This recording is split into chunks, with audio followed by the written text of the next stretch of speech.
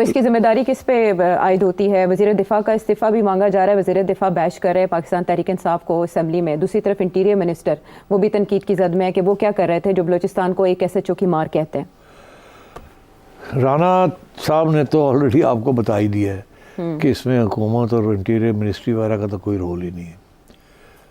तो इसलिए Y ask for resignations जो होनी नहीं है। द रियल डिसीजन मेकिंग कहीं और है और वहाँ आप ये सवाल नहीं पूछ सकते। वहाँ जो अगर जवाब भी हैं तो आपको नहीं मिलेंगे बिकॉज ऑफ सिक्योरिटी रीजंस, कि कुछ बातें होती हैं जो आपको नहीं बताई जा सकती। तो इसलिए आई थिंक इम्पॉर्टेंट चीज़ ये है कि अब कम से कम जाके कोई रिव्यू तो हो।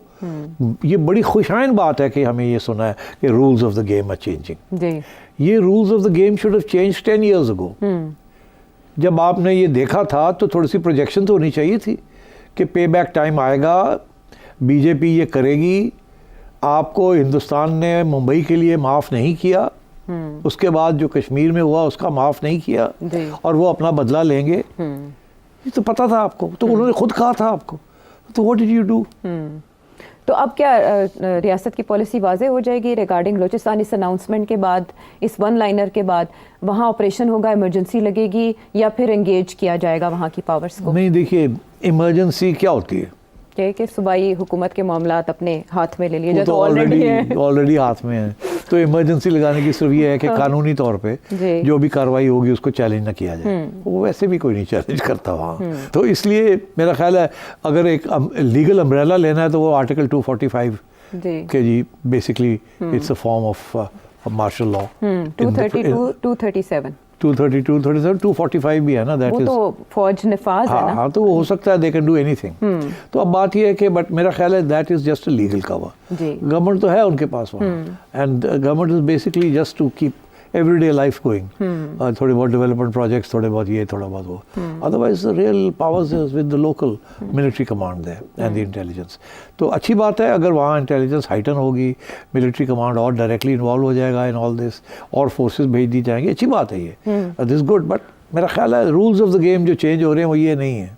फिर किसके लिए हो रहे हैं और क्या हो रहे हैं? रूल्स ऑफ द गेम ये हैं जैसे इंडिया ने rules of the game change किए थे कि आपके ऊपर उन्होंने स्ट्रेटेजिक स्ट्राइक्स की थी, आपको धमकी दी थी, ठीक, उन्होंने ऑफेंसिव डिफेंस कर दिया था जी। तो अब आप भी कोई ऑफेंसिव डिफेंस करेंगे या नहीं करेंगे? और इंटरेस्टिंग बात यह है कि आपका offensive defence can not be against India. अब पार्लियामेंट के अंदर कोई बातें शुरू हो गई है कि इंडिया इज बिहाइंड इट, ठीक है, मगर उसकी वजह यह है ना कि हमारे पास जो भी एविडेंस है we have not presented it to the world. हमने कोई serious attempt to present any links between the BLA और BLF on the one side and the Indian establishment और the national security establishment on the other side नहीं है। अगर लोग यहाँ से राजस्थान में जाके ट्रेन हो रहे हैं तो क्या एविडेंस है आपके पास? कोई सैटेलाइट एविडेंस है आपके पास या कोई और एविडेंस है आपके पास कि बलोच लोग जो इंडिया जाके ट्रेन हो रहे हैं या इंडियन इंस्ट्रक्टर्स आके उनको बलूचिस्तान के अंदर जो कैंप्स हैं अफगानिस्तान में वहाँ कर रहे हैं? So if there is such evidence, then you must present it. And if you don't have it, you should get it for God's sake. What's the big deal? इतने आपके असासे हैं अफगानिस्तान के अंदर या होने चाहिए after 40 years of intervention in Afghanistan. कोई तो असासे आपके होने चाहिए। अगर आपकी ह्यूमन इंटेलिजेंस वहाँ नहीं है तो फिर क्या आपके पास? तो what have you been doing? तो इसलिए I think it's time to change the rules. And the rules मैं आपको बता दूँ। What does it mean to change the rules? It means taking the war to Afghanistan, not against the Taliban, but against those who are waging war against Pakistan. It means taking the war to the BLA and their camps. It means taking the war to the TTP and their camps. It means वही चीज़ें जो बाकी intelligence एजेंसियाँ करती हैं, which is select targeting, assassinations, strategic raids. This is changing the rules. This is what India did. ये जो Balochistan offensive है India का, this strategic, right. So what are you going to do? आपके कौन से स्ट्रेटेजिक ऑप्शंस हैं? आपके पास 2-3 strategic options हैं। एक, आप फिर वो टूटी खोल दें कश्मीर वाली, टू टेल इंडिया अच्छा ये बात है, ये हम टूटी खोल रहे हैं, फिर जहादी जाएंगे लड़ने के लिए वहाँ, ठीक। Then you will attack, launch counter attacks, जो आपने नहीं की, आपने रोकी हुई है सारी, वो आपने डिसबैंड कर दिए हैं यहाँ जिहादी ग्रुप्स को। आपके बहुत से जिहादी लोग इंडिया ने यहाँ असैसिनेट कर दिए, but can you revive the जिहाद अगेंस्ट इंडिया एंड कश्मीर, और उसके क्या कॉन्सिक्वेंसेज होंगे? एक ही ऑप्शन है आपका। दूसरा ऑप्शन ये है कि आप BLA के कैंप्स आपको पता होंगे कहाँ हैं कहाँ नहीं है, and you know where the camps are of the TTP. Will you carry out warfare against them, targeted strikes against them, openly without fear कि जी हम intervention कर रहे हैं किसी मुल्क के अंदर to defend yourself? This is changing the rules. तो अब ये है कि the war has come to you. Will you take the war back?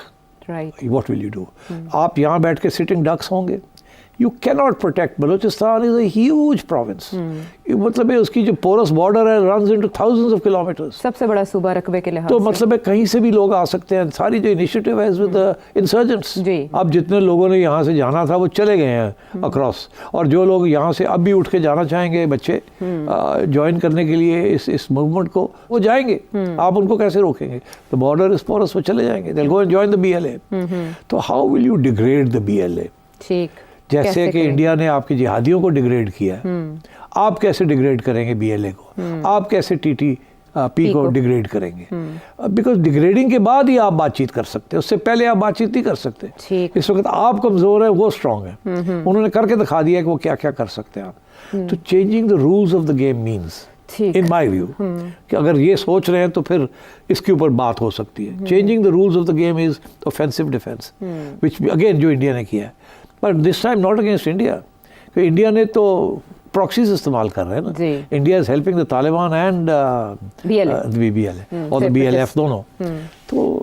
तो you have to also have think of some similar strategies, and I think उसके साथ फिर आपके जो अफगान गवर्नमेंट है इस वक्त, अखुनज़ादा साहब की जो TT एक ही अफगान गवर्नमेंट है, उसके साथ आपके तल्लुकात ख़राब होंगे। सो बी प्रिपेयर्ड कि उधर से जो बैकलैश आएगी। तो ये सारी चीज़ें अब आपने स्ट्रेटेजिकली प्लान करनी है, कैसे करना है और कैसे नहीं करना। ठीक। और यहाँ सिर्फ इंटेलिजेंस आपकी बेहतर होनी चाहिए, जो कि हमेशा इस किस्म के एरियाज़ में होता है, और फिर उनको छोड़ा भी नहीं जाता जल्दी, because you can't afford it. किसी ने पनाह दे दी, किसी ने ये कर दिया, किसी ने वो कर दिया, किसी के कबीले के तल्लुकात थे तो वो आने दिया जाने दिया, ये बताया नहीं, एंड सो ऑन। तो ये दिस इज़ नॉट प्रोडक्टिव। ठीक। प्रोडक्टिव चीज़ तो कुछ और है अब, और अब तो इशारा आ गया वहाँ से। तो I think you need to be very clear. मैंने सुना है अभी लोग कुछ शुरू हो गए हैं कि जी हमने बलूचिस्तान में ऑटोनॉमी दे दें गवर्नमेंट को वहाँ की, और वहाँ के सिविलियंस को स्ट्रॉन्ग कर दें, और ये कर दें वो कर दें। Nonsense, it's not going to work. ये आज का फॉर्मूला नहीं है, ये फॉर्मूला 30 साल 40 साल पहले का था, आजमाया गया कई उस वक्त ये BLA BLF नहीं थे। उस वक्त आप ये चीज़ें करते जब आपको करनी थी। आपने उस वक्त जाके बलोच लीडर बुगटी को मार दिया। उस वक्त तक कोई ऐसा फॉरेन इंटरवेंशन नहीं थी। उस वक्त लोकल चीज़ें होती थी। 3-4 दफ़ा रिबेलियंस हुए हैं आयशा। पहला रिबेलियन तो कायद आज़म से ही हो गया था, जबकि बलूचिस्तान ने इंडिपेंडेंस डिक्लेयर कर दी थी। तो उसके बाद फिर 1952-53 में हुआ, फिर 1958-59 में हुआ, फिर 62-63 में हुआ, फिर 73 एंड 77 में हुआ, और फिर उसके बाद ये 2004 में 2004-05 में शुरू हुआ, after Akbar Bugti was knocked out. तो मतलब है कि उस वक्त इंडिया का हैंड नहीं था, इंडिया का हैंड तो उसके बाद आया।